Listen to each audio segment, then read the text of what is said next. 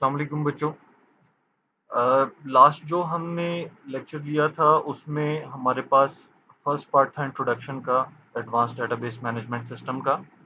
जिसमें हमने कुछ नॉर्मली इंट्रोडक्शन पढ़ा था डेटाबेस का कि डेटाबेस क्या होती है और डेटाबेस के डिफरेंट लेवल्स क्या हैं।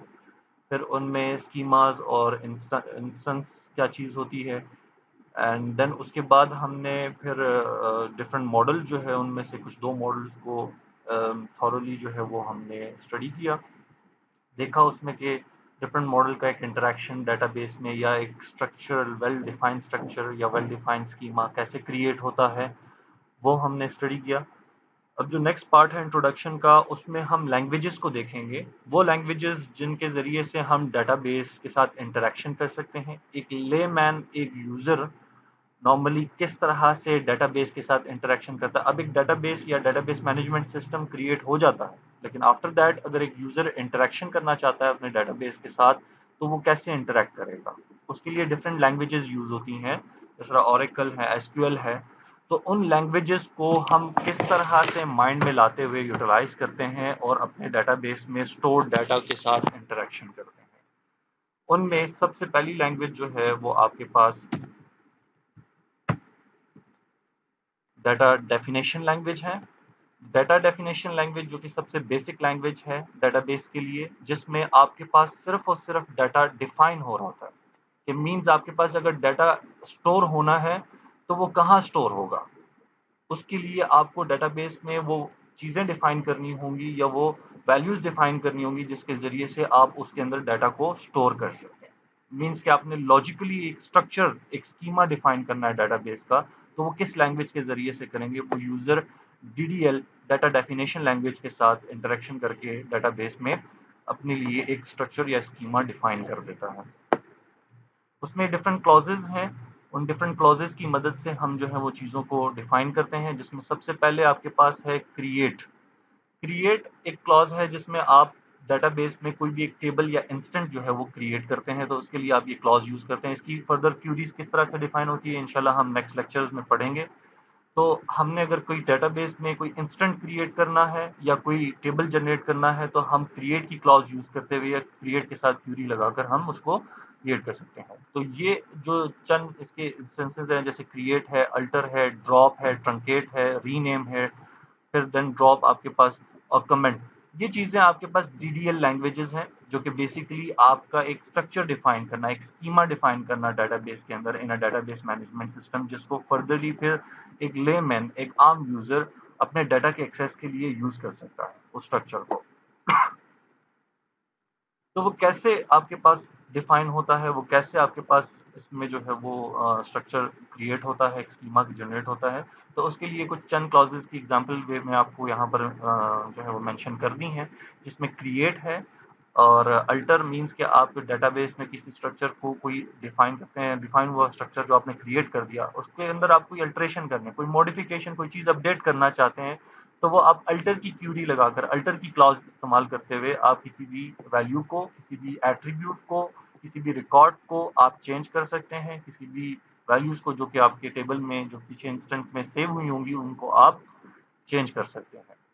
एंड देन ड्रॉप की जो क्लॉज है वो आपके लिए ड्रॉप द डेटाबेस इंस्टेंट, जो आपने क्रिएट के जरिए से चीज़ जनरेट की होगी, देन अगर आप चाहते हैं कि वो मुझे ज़रूरत नहीं है मेरे डेटाबेस में या मेरे स्ट्रक्चर में, मेरे स्कीमा में, तो मैं उसको क्या कर देता हूँ, ड्रॉप करना चाहता हूँ, तो आप इस ड्रॉप की क्लॉज को यूज़ करते हुए इन अ डीडीएल लैंग्वेज उसको ड्रॉप कर सकते हैं। आफ्टर दैट आपके पास है डिलीट टेबल, कि आपने जो टेबल इंस्टेंट जो है वो आपने बिल्कुल ही डिलीट कर देना चाहते हैं, मतलब कि आप यूटिलाइज ही नहीं करना चाहते हैं उस स्पेसिफिक इंस्टेंट को, तो फिर आप उसको मुकम्मल तरीके से डिलीट कर सकते हैं। ड्रॉप के ज़रिए से आप वो चीज़ें जो है वो इंस्टेंसेस को दोबारा क्रिएट कर सकते हैं, ठीक है। ट्रंकेट के ज़रिए से आप मुकम्मल वो डेटाबेस से रिमूव कर देते हैं कि आपने उसको यूज़ ही नहीं करना दोबारा। समझ आ गया? आगे इसके बाद रीनेम है। रीनेम में मतलब आपने कोई इंस्टेंट क्रिएट किया, कोई टेबल क्रिएट कर दिया, उसका अगर आप नाम चेंज करना चाहते हैं, फॉर एग्जांपल पहले आपने उसका नाम एम्प्लॉय रखा था, अब आप चेंज करना चाहते हैं कि उसका नाम डिपार्टमेंट हो जाए या कुछ भी हो जाए, तो आप उस इंस्टेंस को रीनेम अगर करना चाहते हैं तो रीनेम की क्लॉज आप यूज़ करेंगे। देन ड्रॉप आप इसके लिए भी यूज़ कर सकते हैं कि आपने अगर कोई ऑब्जेक्ट या टेबल जनरेट किया हुआ है, तो आप उसको मुकम्मल ख़त्म करना चाहते हैं, तो आप उसको जो है वो ड्रॉप टेबल करके उसको रिमूव कर सकते हैं। एंड देन अगर आपने कमेंट करना है सिमिलरली आप ऐसी कमेंट यूज कर सकते हैं। ठीक है। इसके बाद जो डाटा डीडीएल है, definition language, data definition language, ये बेसिकली आपके पास एक डिक्शनरी जनरेट कर रहा होता है, मेटा डाटा आपके पास जनरेट कर रहा होता है, जिसमें आप जो है वो डिफरेंट जो इंस्टेंसेस क्रिएट किए या टेबल क्रिएट किए हुए हैं उनके बारे में डाटा आपके पास आ जाता है कि उसमें कौन कौन से एट्रीब्यूट्स हैं, उनमें क्या क्या चीज़ें इंक्लूडेड हैं, या किस किस्म का या किस कॉन्सेप्ट का एक डाटा जो है वो एक डाटा टेबल में स्टोर हो सकता है। तो वो भी आप इसके ज़रिए से डिफाइन कर सकते हैं through DDL data definition languages से। डाटा डेफिनेशन लैंग्वेज आपके लिए ये सहूलत प्रोवाइड करती है कि आपको डाटा स्टोर करना है अपने स्ट्रक्चर में या डाटा को एक्सेस करना है, तो उसके लिए एक वेल डिफाइंड स्ट्रक्चर होना चाहिए, एक वेल मेंटेन स्कीमा होना चाहिए जिसको इजीली, जिसमें पड़े हुए डाटा को या स्टोर्ड हुए डाटा को आप एक्सेस कर सकें। तो उसके ज़रिए आपको लाजमी बात है कि DDL लैंग्वेज के ज़रिए आपने वो आपका जो बेसिक या स्ट्रक्चर है डाटाबेस का वो क्रिएट होना चाहिए। तो ये आपके पास एक वे आउट जो है वो फैसिलिटी देता है कि आप दूसरी लैंग्वेजेस के ज़रिए से, पहले आप DDL के ज़रिए से स्ट्रक्चर डिफाइन करें एंड दूसरी लैंग्वेजेस के ज़रिए से आप फिर वो उसको एक्सेस कर सकें एंड देन उसमें डाटा को एंटर कर सकें। आफ्टर दैट जो दूसरी लैंग्वेज आपके पास है वो है data manipulation language. Data manipulation language basically आपके पास डाटा को एक्सेस करने के लिए होता है या मैनिपुलेट करने के लिए होता है। मीन्स कि जो डाटा आपने DDL लैंग्वेज आपने उसके ज़रिए से एक स्ट्रक्चर डिफाइन कर दिया और उसमें अगर कोई डाटा स्टोर्ड है या कोई भी इंस्टेंट आपने क्रिएट कर दिया, अब उस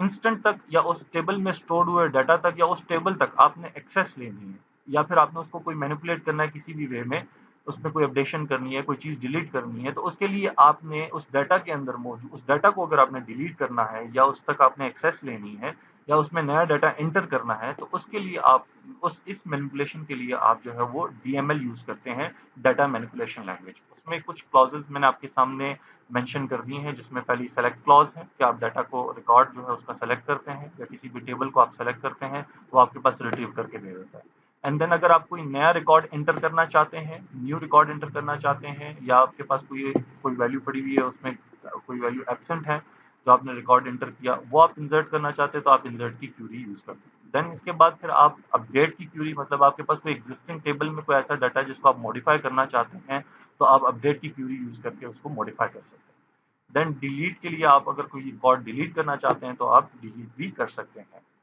अच्छा, अब DML में आपके पास दो किस्म की लैंग्वेजेस हैं, एक कैटेगरीज हैं दो किस्म की, जिसमें एक प्रोसीजरल लैंग्वेज है, एक नॉन प्रोसीजरल लैंग्वेज है। प्रोसीजर लैंग्वेज ये होती है कि अगर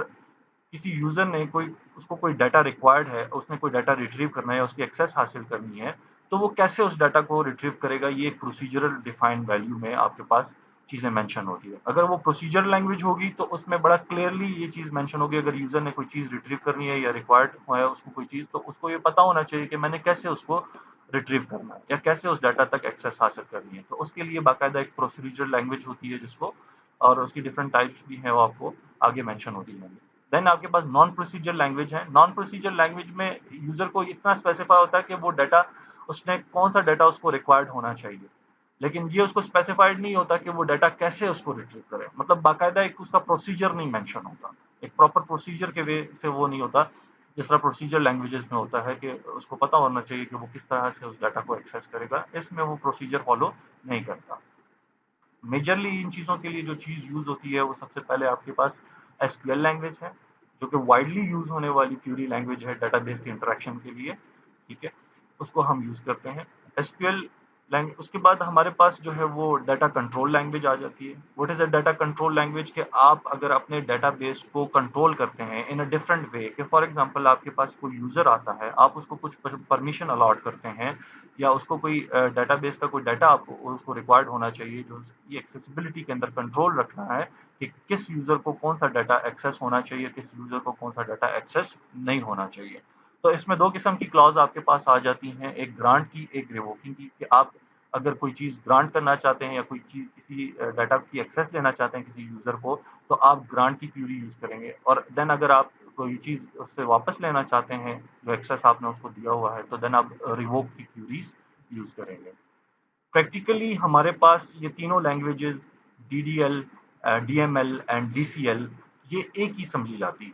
जो कि हमारे पास एक सिंगल एसक्यूएल लैंग्वेज है, जो स्ट्रक्चर क्वेरी लैंग्वेज है, सिंगल डेटाबेस क्वेरी लैंग्वेज, जिसमें आप इसको यूज करते हैं इन तमाम लैंग्वेजेस को, और उसको फिर उस तरह से आप एक अपना स्कीमा प्रॉपर डिफाइन करते हैं, अपनी एक डेटाबेस डिफाइन करते हैं for the usability of your data through database.